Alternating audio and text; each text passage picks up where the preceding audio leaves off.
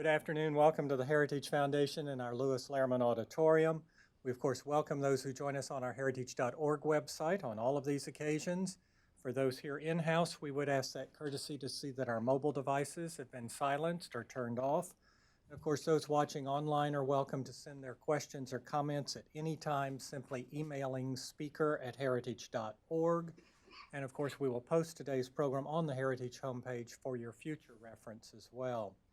Leading our discussion is Tori Whiting, who is our research associate in the Center for International Trade and Economics.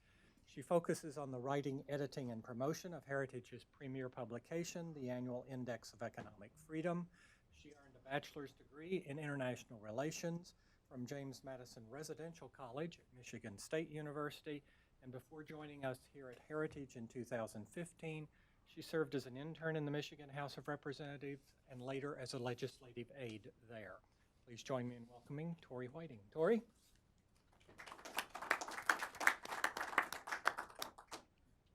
Well, thank you, John, for the very kind introduction. And thank you all for joining us today for what has turned into a very timely discussion that will provide us with some real-time reactions to announcements by the administration just yesterday. So as you know, probably know, the Office of the United States Trade Representative yesterday announced around 5 p.m. that the President has approved tariffs and quotas under Section 201 on solar panels and modules and large residential washers. They provided us with this lovely fact sheet and a press release announcing those determinations. Before I introduce our distinguished panelists who have so graciously, given us their time today, which I know is a very busy day for them, I'd like to start by setting the stage in a broad fashion. The full details of the President's decision are still somewhat unknown to us. Like I mentioned, all we have is a fact sheet and a press release from USTR. But here's what we do know.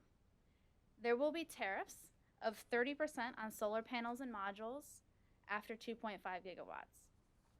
There will be a tariff rate quota on washers with the quota set at 1.2 million units, with an in-quota tariff rate of 20% and an out-of-quota tariff rate of 50%. There will also be a tariff on washer parts of 50% after 50,000 units. At this time, we don't know what the true economic impact of this decision will be. And we don't know which, if any, countries are excluded from these actions. We also don't know if the tariffs will result in benefits for the petitioners in these cases. What we do know from past experiences with Section 201 is this. The domestic industries that lobbied the government in each case successfully used the political process to overcome setbacks in the economic marketplace. The tariffs being sought have the potential to cause serious damage to other firms or sectors of the U.S. economy, and our guest John Taylor will be able to give us that perspective. And finally, the actions taken by the government will increase prices of solar panels and modules and washers in America. Here at the Heritage Foundation, we believe that trade policy, through specific cases or more generally, should not be about tipping the scale towards one American industry or interest group over another. Instead, policies should focus on lowering trade barriers, the best solution for all Americans. Heritage's most recent report on this topic, titled 4 Guidelines for the President when Considering Tariffs, is available on the table outside if you didn't happen to pick one up. It'll provide the administration with some key guidelines for how to handle upcoming cases that will be crossing the President's desk in a matter of weeks. So this panel will discuss the potential impact of the decisions that were made by the administration yesterday, like I said, in what turns into a real-time reaction. With these things in mind, I would like to take this time to introduce our distinguished panelists. First is Paul Nathanson. He is a partner at the Policy Resolution Group at Bracewell LLP, where he provides strategic communications counsel to clients on a range of policy issues. His focus is on message development and implementation, social media engagement, media relations, reputation management, and crisis communications. Paul is co-head of the Energy Trade Action Coalition, a group of companies, trade associations, and nonprofit organizations who came together to oppose the Section 201 petition on solar cells and modules. He has 2 decades of experience in designing and implementing public affairs campaigns on trade issues, including forming domestic coalitions to fight against unnecessary and damaging import restrictions on a range of products such as shrimp, steel, Chinese wooden bedroom furniture, and Canadian pork. Some of my favorite things. In 2002, he worked with his client, the Consuming Industries Trade Action Coalition, or CTAC, to oppose the Section 201 steel tariffs. CTAC's efforts to highlight the damage caused by the tariffs to U.S. steel-using manufacturers, along with the threat of retaliatory tariffs, led to the Bush administration ending the 3-year tariffs after only 18 months. Paul also worked with CTAC in the organization's successful effort to repeal the Byrd Amendment, a law that funneled dumping duties back to the companies who filed the trade petitions. After Paul, we'll have Clark Packard, who is Trade Policy Counsel at the R Street Institute. Earlier in his career, Clark served as a policy advisor and counsel to former Governor Nikki Haley of South Carolina, where he advised the governor on, among other issues, international trade opportunities for the state of South Carolina.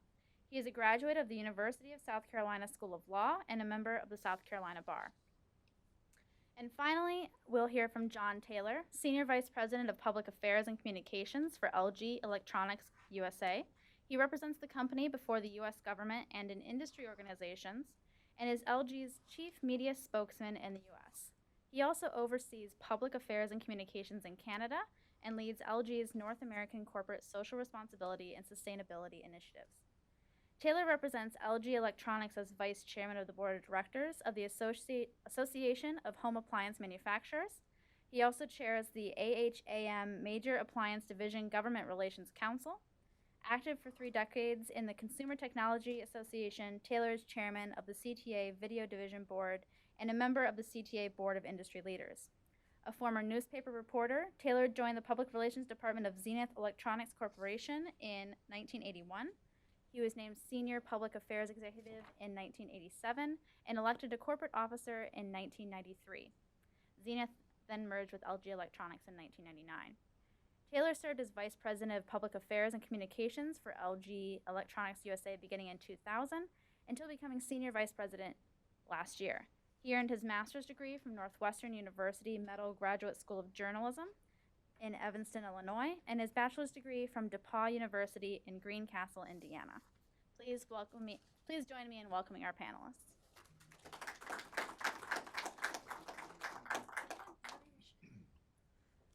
I guess I get to lead off, and I'm going to talk a little bit about the Section 201 steel tariffs back in 2002 and comparing that case with particularly the solar case now.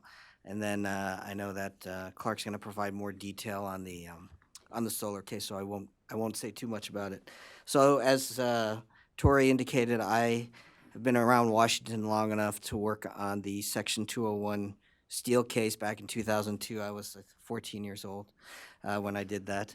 The 201 steel case is the last time that a president imposed tariffs under Section 201 of the Trade Act. So it's been 15 years, and one reason for that is there should be a high bar for bringing these cases because it's a blunt force instrument. These 201 cases, this is not a issue in the solar case, nor was it in the steel case, of quote unquote illegal imports. That is not a standard in the 201 case. You just have to show that there is substantial cause of serious injury to the domestic industry. So there have been a couple 201 petitions since the steel tariffs that were rejected under the Obama administration and the ITC, but unfortunately, yesterday there were 2 announced in the same day. So let's go back to 2002 for the steel tariffs. George W. Bush came into office and it was advised that this was a time when there was a great deal of steel in the world. There was a glut, and he was told by his political advisors that by imposing 201 tariffs, he could win favor in states like Pennsylvania, Ohio, and West Virginia. Sound familiar? Deja vu. So they went through the same process that we have just been through, where the domestic steel industry to petition the government went through the ITC, recommended a range of tariffs. and other remedies. And actually, until the weekend before the decision was announced on March 5th, 2002, everybody thought it was going to be 20% tariffs on steel imports. It turned out to be 30% tariffs, which obviously are very high. So the tariffs were imposed. I worked for those manufacturers who use steel in their products, which back then there were, and it's probably more now, there were 80 American workers in those industries for every one worker in the steel producing sector.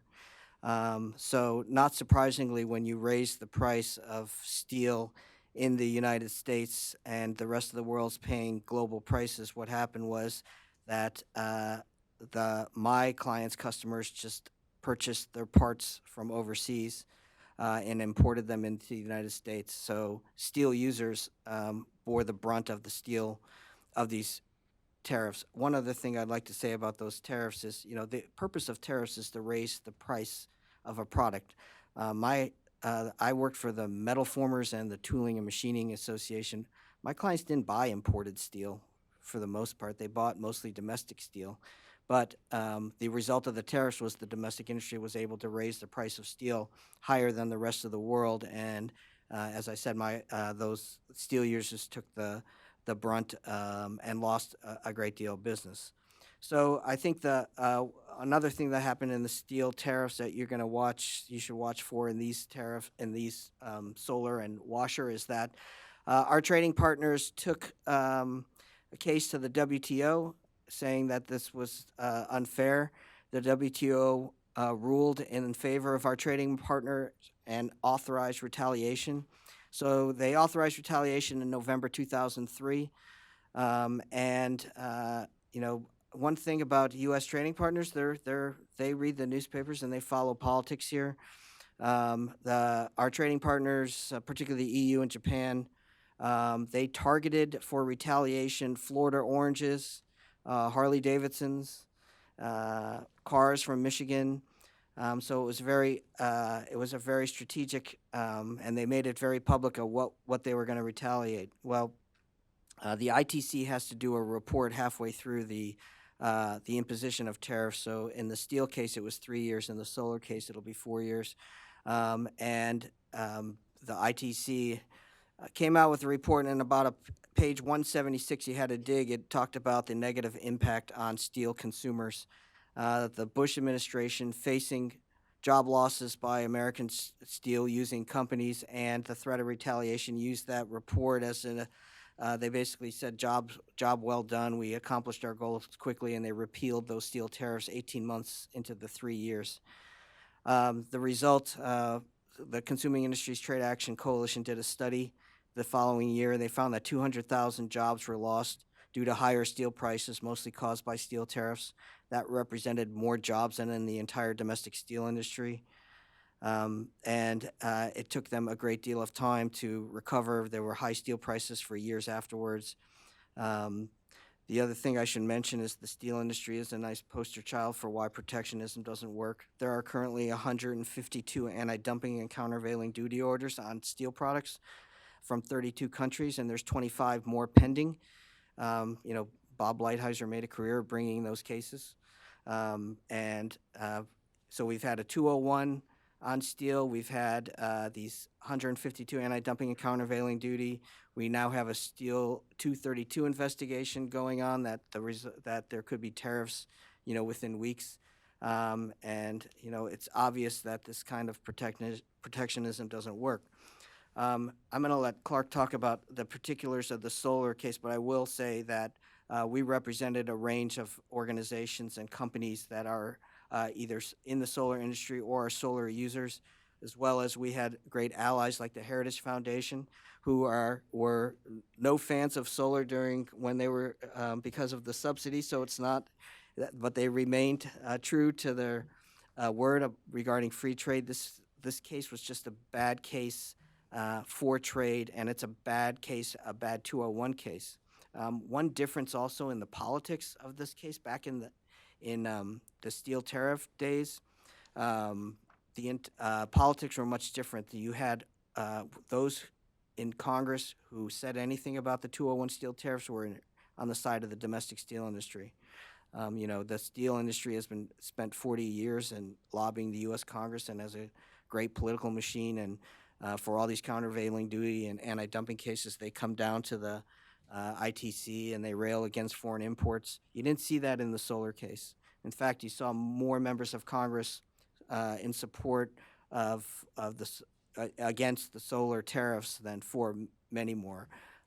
You had an entire domestic steel industry who were in favor of the 201 steel tariffs, whereas in this case you had two bankrupt companies who are pushing for the solar tariffs, and you had the entire rest of the industry led by SIA and others opposed to these tariffs. So the politics were much different.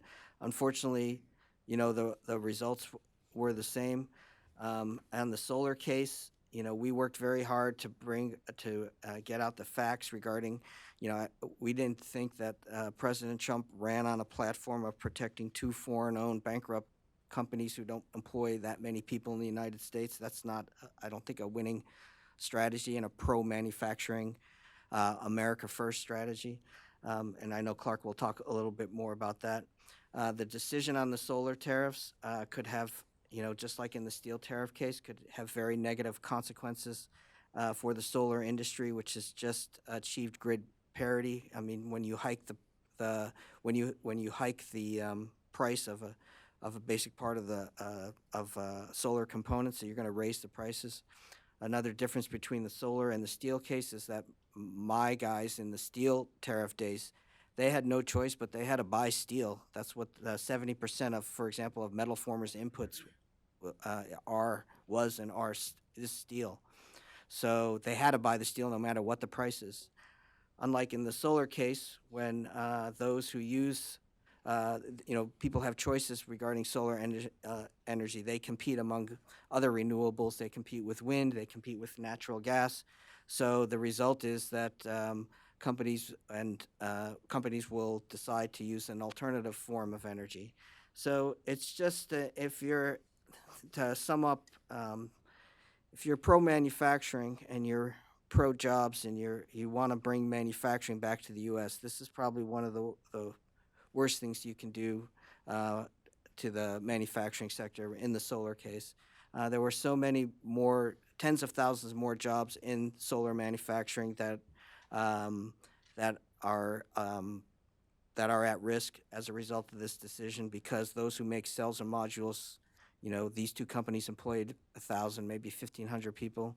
There are many more who are making, who are downstream, who are making racks and making other things that are going to be impacted by this. So it's just the use of the 201 didn't work in 2002, and I think the solar case, as Clark will explain, it's a far worse case than the steel industry had back in 2002. So I think the job of all of us here who believe in a strong manufacturing sector and in trade is to we're going to have to start working trying to get these tariffs repealed as early as possible. Thank you, Paul. Clark? Thanks to everybody here, my co-panelists, everyone at Heritage for having me. So what drew me to these cases? First, they were filed under Section 201 of the Trade Act of 1974. That statute in particular provides a more extreme remedy than typical anti-dumping countervailing duty cases. You can impose import restrictions on covered products from all countries, as opposed to AD/CVD cases, which apply strictly to one country. I'm of the opinion in both of these cases that Section 201 is being misused, and I tried to make that point apparent in my meetings on this and in my writing. I think Section 201 should apply to fairly traded imports, but an underlying argument from the petitioners in both of these cases, Suniva and Whirlpool, was that certain companies were engaged in unfair trade practices, essentially trying to skirt prior AD/CVD duties. Combating unfair trade practices should be the job of AD/CVD, Section 301, Section 337, but not necessarily 201 and the safeguards. The other thing that drew me to this case was Axios reported back in August that the president said to his senior advisors, "Bring me tariffs. I've been asking for tariffs, and you geniuses aren't bringing them to me. Bring me tariffs." So I was kind of tipped off here that this was going to be the first case that the president had to use his discretion to impose tariffs, provided the ITC came back with an affirmative injury finding, which they ultimately did. Over the last year, the president's trade policy has been fairly benign, fairly conventional, other than withdrawing from the TPP, which I think is a really bad mistake. But other than that, it's been fairly straightforward. We've imposed some restrictions on softwood lumber from Canada, but by and large, those have been standard AD/CVD cases. I would note that Chad Bown, a senior economist at the Peterson Institute, recently reviewed every single Section 201 filing since 1974. There have been 74 investigations, of which the government self-initiated 10. In 42 of 76 cases, the ITC was either an affirmative vote or a tie on the question of injury, which opens the door for presidential policy action. In those 42 instances where the president had the authority to impose import restrictions, the president implemented trade barriers in only 21 cases. In other words, historically speaking, presidents have often just ignored the ruling from the ITC. So I'll touch base a little bit on Suniva first. Suniva filed the petition with the ITC in April. They were joined by SolarWorld shortly thereafter, thus satisfying the quote-unquote domestic industry requirement under Section 201. Together, these two bankrupt companies are foreign-owned, and they employ about 1,000 Americans. The rest of the domestic solar industry throughout the entire value chain employs 260,000 Americans. And as mentioned above, the entire domestic industry is lined up against this. Solar is growing at a very rapid pace above the underlying U.S. economy. 1 in 50 jobs created in 2016 were related to solar products, many in installation. In other words, these are the types of blue-collar jobs the president promised to protect. In constant dollar terms, the solar industry is an $8.5 billion industry, and this will be the third largest import value case in the history of Section 201. I won't get into many of the boring details of how we got here.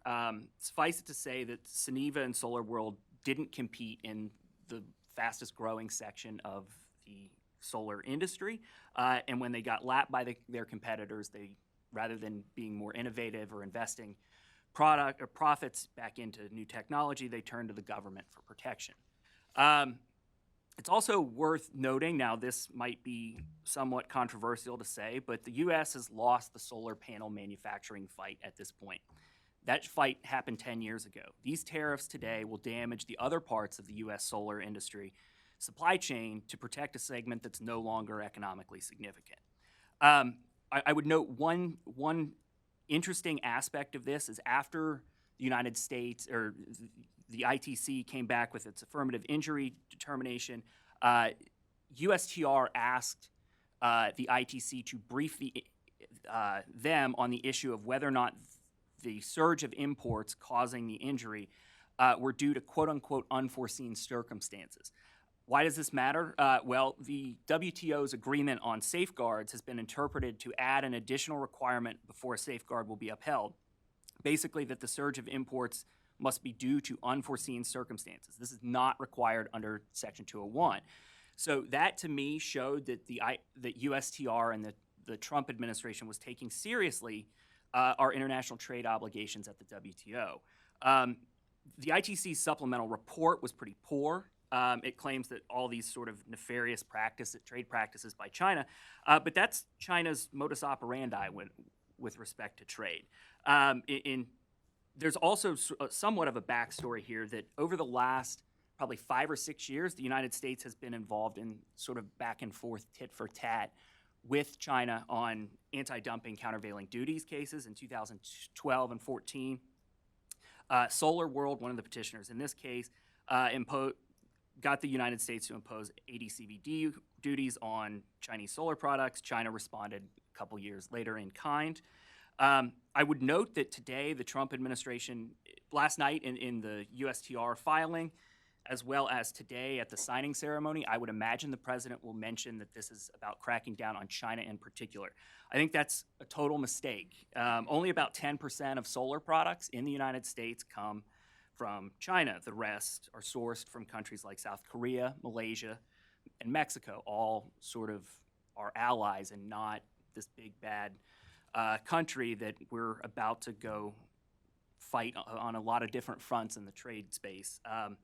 So I guess the overall point on this case is there were the major reasons to avoid import restrictions. First, solar has seen a significant cost decline in recent years.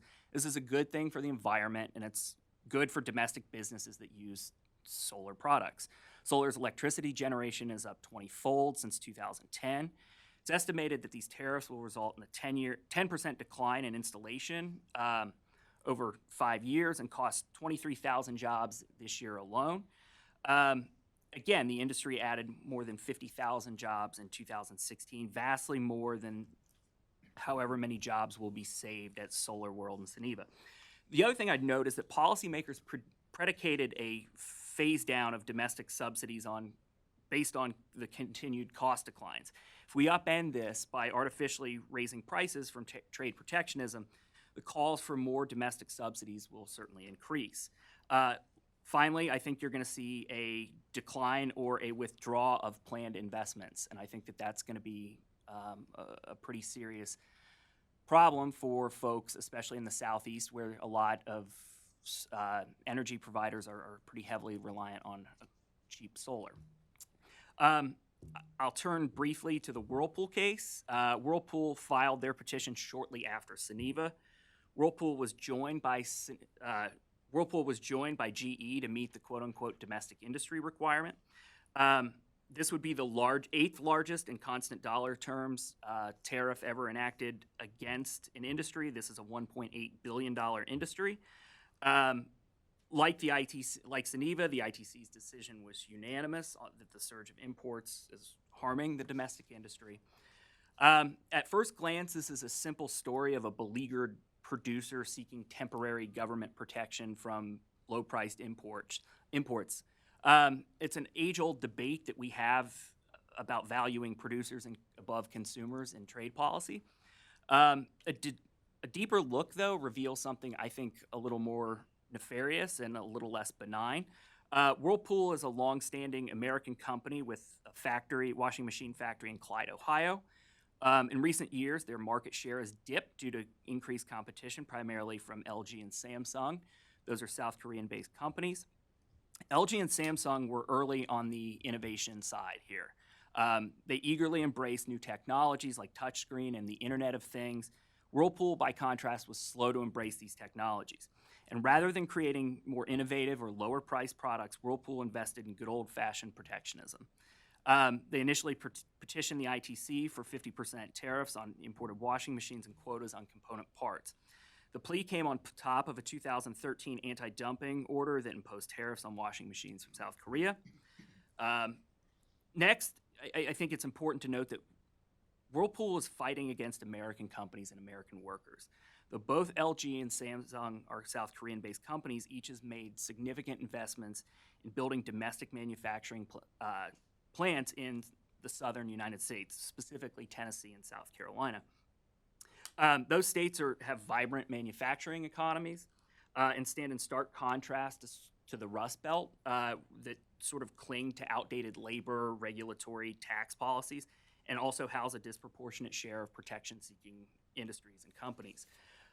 Finally, there's little historical evidence that safeguards today will actually save Whirlpool. A recent paper by Scott Lincecum of the Cato Institute found that U.S. protectionist measures have failed to revitalize the industry or company petitioning for protection virtually every time they've been tried. Lincecum's paper finds that not only do such measures cost American consumers $620,000 for every job allegedly saved, but they also fail to protect the industry, or fail to revitalize the industry or the company seeking protection. Why? Companies don't invest their windfall profits in new technologies that would make them more competitive. They just pocket it. And so what will happen here as a result. I think it's a little early to know, but my sense is it will temporarily pad the bottom line of Whirlpool, but it'll delay the market's signals about Whirlpool's business model, and it will jeopardize American jobs and foreign manufacturing in the United States, specifically in Tennessee and South Carolina. So with that, I'll turn it over. Thank you so much, Clark. John, take it away. Thank you. Thanks for that great introduction about the washer case. Thanks to Tori and the Heritage Foundation for the opportunity to be here today. Obviously, LG is pretty disappointed in the outcome of the Section 201 decisions yesterday. Both in solar, we're involved in both cases, but I'll focus most of my remarks today on the washer case. First, just a word about LG. You may be familiar with us. Some of you may be carrying in your pocket the LG V30, the most amazing cell phone on the planet with the best camera, the LG OLED TV in your living room, or that LG washing machine in your home, of course. And millions of Americans love their LG washers. Consumer Reports rates them the highest for reliability, #1 in J.D. Power, #1 in the American Customer Satisfaction Index. This is the kind of thing that kind of got under the skin of Whirlpool and others, to be blunt. We're known for innovation, and as Clark said, we've been leading in innovation in this area for a long time. Just a couple of weeks ago at CES in Las Vegas, we launched our new artificial intelligence platform called LG Smart ThinQ AI. Smart ThinQ is based on our platform of open platforms and open partnerships. That really brings together Google Assistant and Amazon Alexa in a very intuitive way. And we're really proud of our leadership in this area. I've learned so much at the show. You're able just to tell your washing machine, I have grass stains, and it'll automatically set it for you, so you don't have to do anything anymore. It's just we're entering the Jetsons era, and we're proud to lead that. And that's, I think, central to this case too, because it also gets under our skin a bit with the rhetoric about the flood of low-priced imports. When we're the premium player in the market in the United States, our average selling prices are generally 20% higher than any of the Whirlpool brands. We're investing in America, just as President Trump wants us to. We're making big commitments here. We've been in the U.S. market for 30 years, initially as an OEM manufacturer, but we're still a relatively new brand. LG burst on the market in the United States as a brand in 2004. And today, we're investing more than $300 million in our new corporate headquarters in New Jersey and our new electric vehicle components plant in Michigan. Together, these two operations will mean hundreds of new U.S. jobs, thousands of construction jobs. But the most relevant to our discussion today is the new factory in Clarksville, Tennessee, 1 million square feet, where LG will make washing machines in the not-too-distant future. We believe this will be the most advanced washing machine factory on the planet. Highly automated, highly integrated, highly skilled workers, doing exactly what the president wants again, creating good American construction or manufacturing jobs right here. And we announced this plant. This has been in the works for many years, as an effort to better serve our U.S. customers. We announced our intention to build the plant in February of last year, months before this Whirlpool brought the safeguard action to the ITC. But here we are today. You heard from Paul that the safeguard cases are not about unfair trade. There is no unfair trade in this case. And it's not really even about domestic manufacturing versus foreign manufacturing. What it boils down to, we have our plant coming in Tennessee. Samsung's building their plant in South Carolina. Soon, consumers will be able to buy washers made in Ohio or Kentucky or Tennessee or South Carolina. We all need a level playing field. So what's this really about?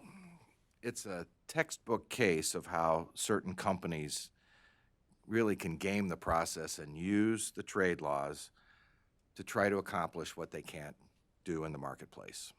They don't keep up in innovation. They don't keep up in investment. And that's unfortunate, and it has some unintended consequences, perhaps. It will hinder, if you look at these pretty dire import restrictions, they'll hinder the ramp up of our factory in Tennessee and threaten these 600 jobs. We just won't perhaps need to hire 600 people initially, so it's going to slow that ramp up.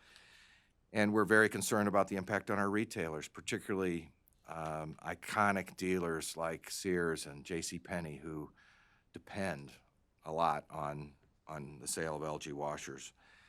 And most importantly, I think the impact on consumers. You have to look at the potential, the probability of much higher prices and many fewer choices in the marketplace.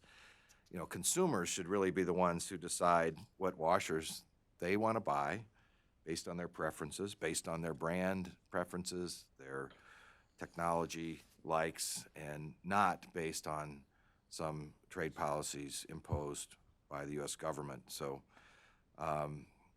we've, from the very beginning, and we've worked with many people on the panel, I want to thank you again for all your support. We've been opposing the safeguard procedure, and we remain steadfast in our belief that the penalties are not justified. But we're a resilient company. We're going to get through this. We're pushing hard to be in production in the fourth quarter of this year.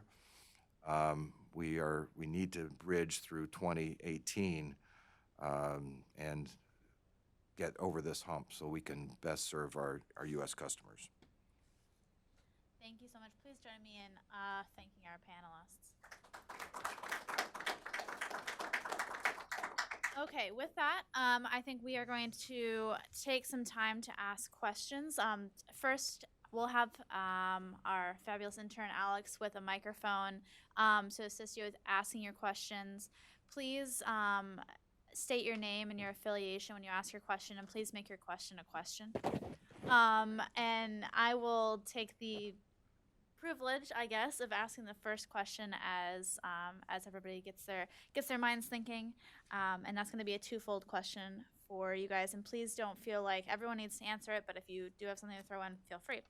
So the first part is, we mentioned the WTO and what's happened in the past with the steel tariffs at the WTO.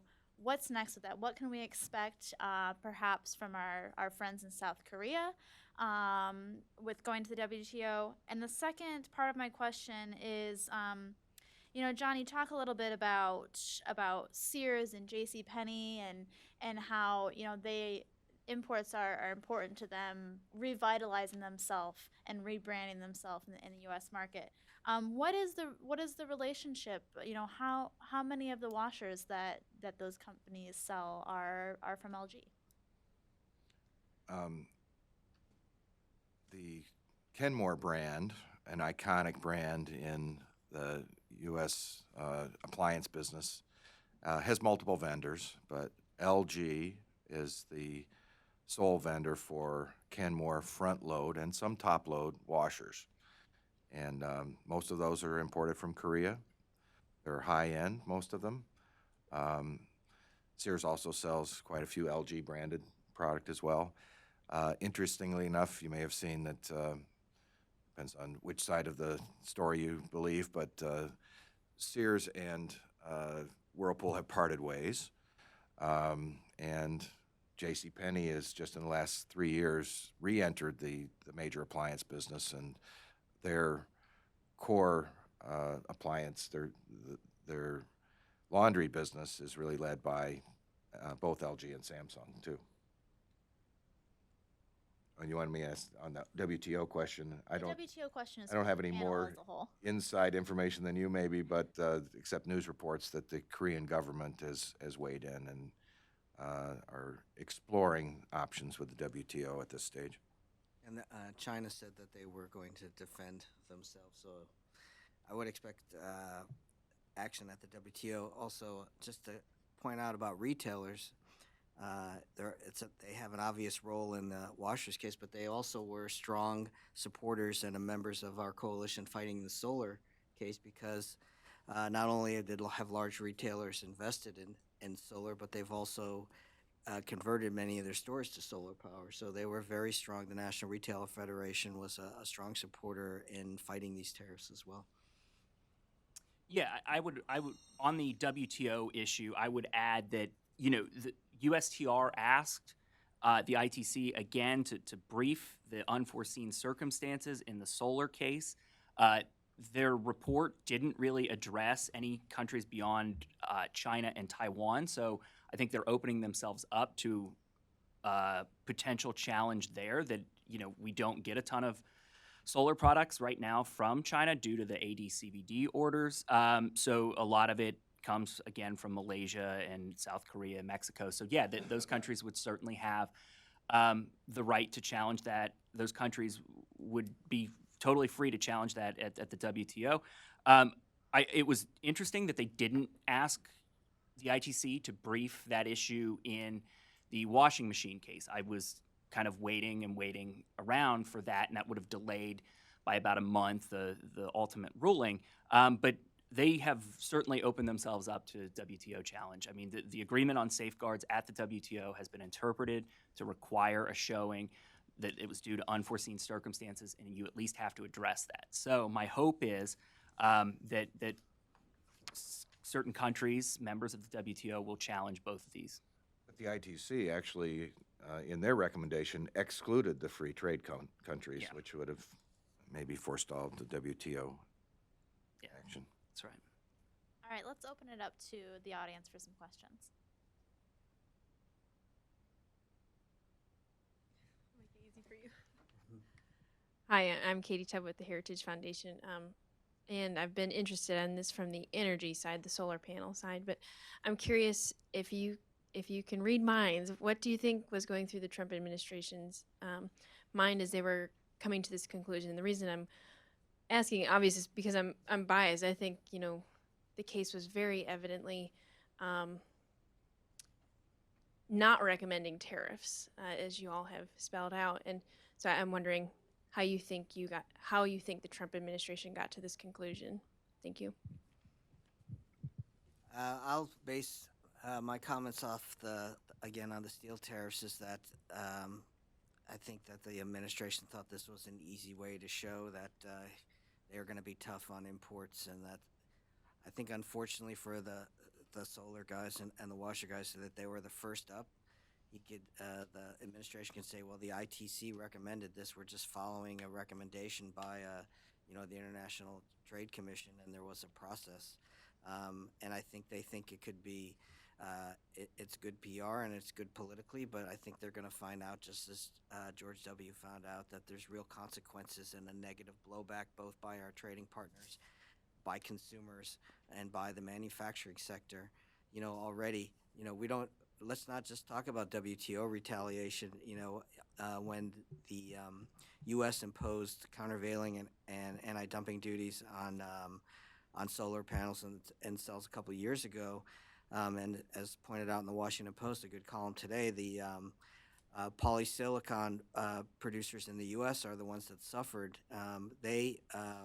The Chinese market accounted for 80% of their of global sales, and the Chinese, in response to the countervailing duties on solar, put tariffs on, and basically have the U.S. exports have gone from $1 billion to $200 million. Companies have announced layoffs in Michigan and Tennessee. They were hoping that there will be a negotiation where the Chinese will get rid of these tariffs so that they could open that market again. But obviously, after yesterday's announcement, I don't see that happening. So there's real consequences to these decisions. As it sounds easy that you can put tariffs on, you get a good headlines that he's protecting American industry, but we're going to see what happens. And the George W. Bush administration found only after 18 months that this was a losing political proposition. Yeah, I would, first of all, I'd say it's tough to get in the mind of the president. That is, it's tough to know what they were kind of thinking about.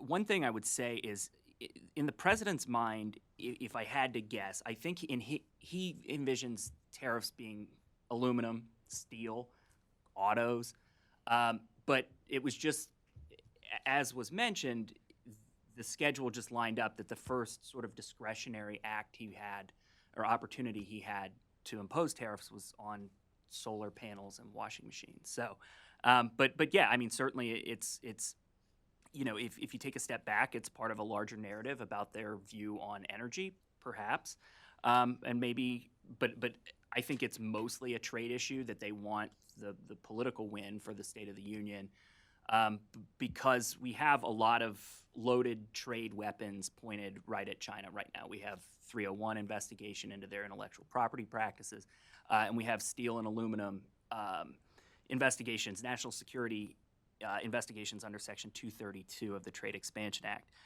So I think that this is all part of a larger narrative. You know, we delayed a lot of the aggressive America First trade action during the first year of the administration, principally to get tax cuts done. But now it seems like they're going to pivot and use this as a 2018 sort of midterm campaign promise mode issue. So.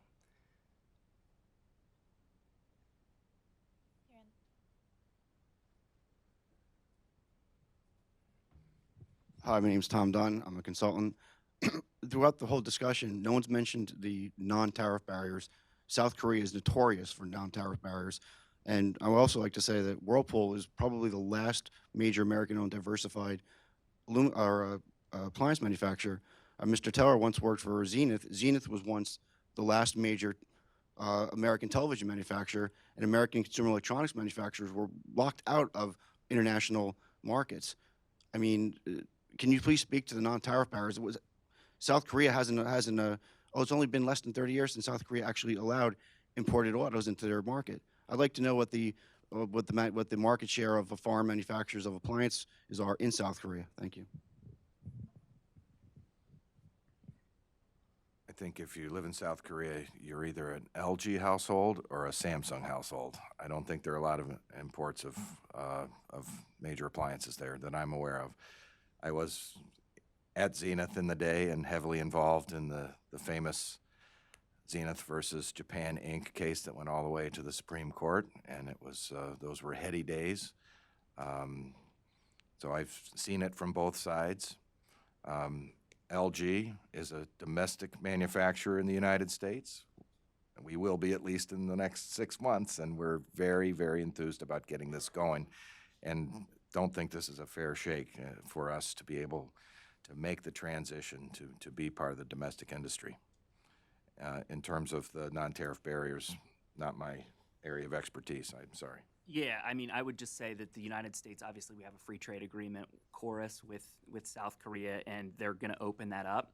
It seems like that would be the proper venue to continue to push for trade liberalization, as well as, you know, the WTO serves two functions. On one hand, yeah, there's the dispute settlement side, but they do facilitate conversations about cutting trade barriers or non-tariff barriers, including as well as tariffs.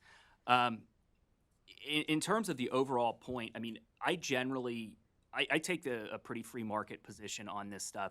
And Milton Friedman used to say that the price of imports are exports, that we really actually benefit almost exclusively from imports. Now, politicians today talk about trade only in terms of the benefit for exports, but we export a lot of heavy-duty stuff like high-end, turbines and engine parts. But a lot of our component parts, 50 to 60% of all imported stuff are component parts. So again, I think the real value is in imports, and so I'm less concerned about other countries' trade barriers as I am our own. Right, and just to add off of that, Clark, the United States can look at what all these other countries are doing to us, but when the United States imposes tariffs of any kind or non-tariff barriers, it is a direct impact on prices and costs for Americans. The washer case is a great example of that. You're going to be increasing tariffs on washers. Americans are going to be paying more for their washing machines, and they're going to have less choices when it comes to purchasing a washer. And I don't think that there's any stronger of an argument than the argument of the freedom of Americans to choose what they want to buy and to get the best deal for it.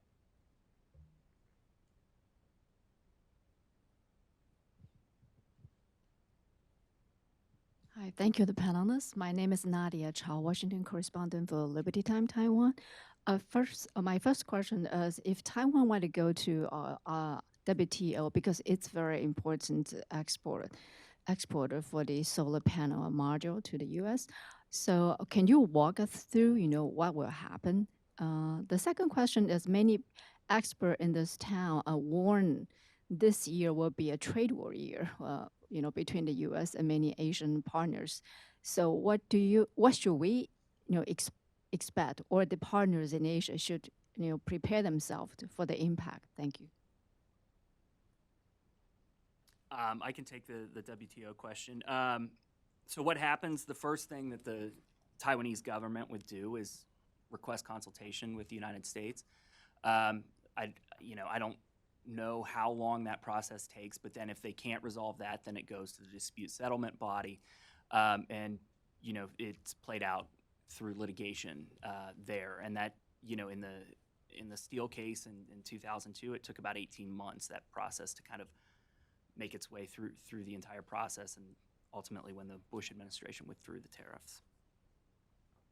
I think as far as the prospects for the year, I wish we could be more optimistic, but we're just starting with, we were talking about the 201, but there, as Clark had mentioned, there's 2 cases coming up within the next 90 days. I guess he has to rule, actually less than 90 days, on steel 232 and aluminum. We got a lot of numbers here, but 232 cases. This was a case self-initiated by the administration, basically saying that imports of steel and aluminum are threatening the national security of the United States. In the case of steel, I guess you have to have a broad definition of national security, since steel shipments account for 3% of all national security related shipments, and the Pentagon has come out against the proposed tariffs. But 232 in a lot of ways is worse than 201. I don't think there is a limit as far as the number of years. The process is very different. If they go forward on aluminum and steel, which the Commerce Department has just delivered those reports, and now it's sitting at the president's desk for his decision, you're going to see tariffs again. I think we're going to have a replay of 2002, but only bigger, and there's going to be more and more trade disputes. And another problem with when the United States declares that steel or aluminum imports are a national security threat to the United States, what stops another country from saying, well, soybean imports from the United States are a national security. We have to protect our soybean farmers because it's a national security issue. Once the United States has been a leader in promoting global trade, and once we put up these barriers, it's not a one-way street. You're going to see more countries put up barriers, and that's going to really impact exports, and the ultimate losers are manufacturers and U.S. consumers. U.S. consumers pay more. There's going to be less products available, and the manufacturing. We're not going to create manufacturing jobs. We're going to lose manufacturing jobs. Yeah, I would add briefly that is this a year of going to be a trade war year? I don't know. I hope not. I would say that these 201 cases are very bad. Very bad for U.S. consumers and for the business community, but they're within the normal realm of litigation at the WTO. There's an agreement on safeguards. Countries invoke safeguards a lot, so they're not crazy. To me, what keeps me sort of on my toes are the 232s, as mentioned, because countries have such unilateral authority to declare something in their national security, to restrict trade in the name of national security. And in those cases, the WTO isn't going to step in and say, no, some judge in Geneva isn't going to say, no, you can't say that that's based on your own national security. So if you wanted to unwind the global trading system, that's how I would do it.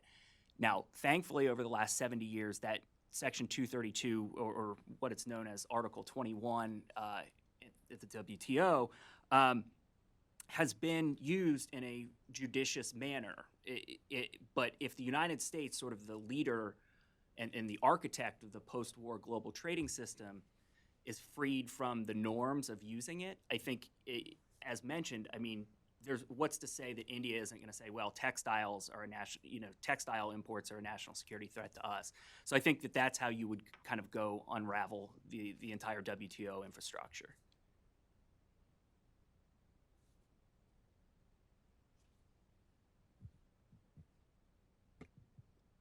Thank you all. I'm John Fremstead. I'm with Duke Energy. Maybe an unintended or intended consequence of this.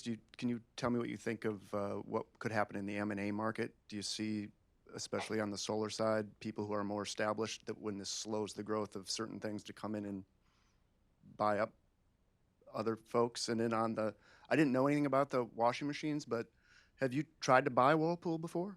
And will this inflate the price enough where you can make that deal and that can happen in a short-term piece? So those are the two. Thanks.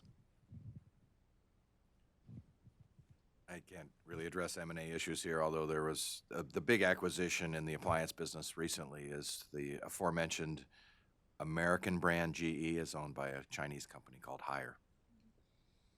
The other related acquisition, of course, is when Whirlpool acquired Maytag in 2006, correct? Which was actually when that, this is a great point, when that came through, it was actually had to go through the FCC due to antitrust concerns because as Whirlpool was acquiring Maytag, they would be having such a large market share, somewhere around 80%, that was a real concern.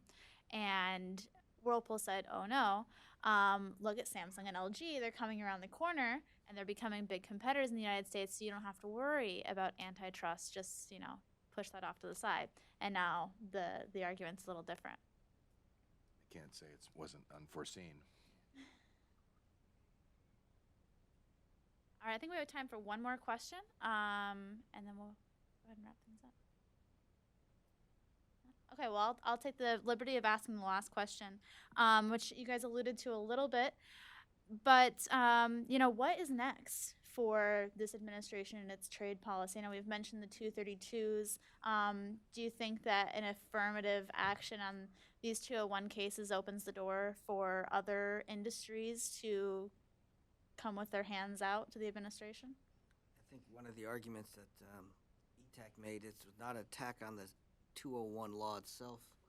The 201, has been around and it's there to be used, but the solar, at least the solar case, which I'm more familiar with, was such a bad use of the 201, and I do think it's going to open the door for more 201 cases, and just disrupt the trade market.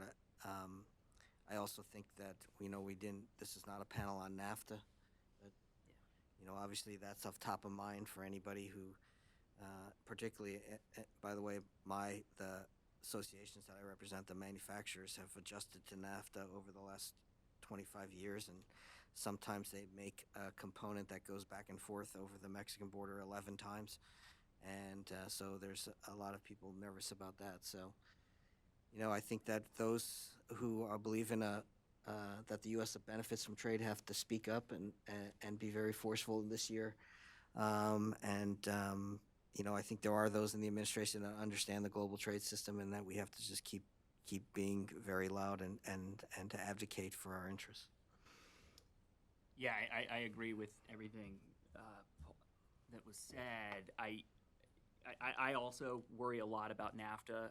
I know that it was announced recently that the remaining TPP countries are moving forward. I think that's a huge lost opportunity for the United States. But yeah, I'm worried about a lot of the trade enforcement actions. But NAFTA and the KORUS, South Korea Free Trade Agreement, are two big ones that I think the administration could jettison pretty easily. We share your concerns about both NAFTA and KORUS. Well, I guess we'll end on that note, and thank you to our panelists for coming and speaking today.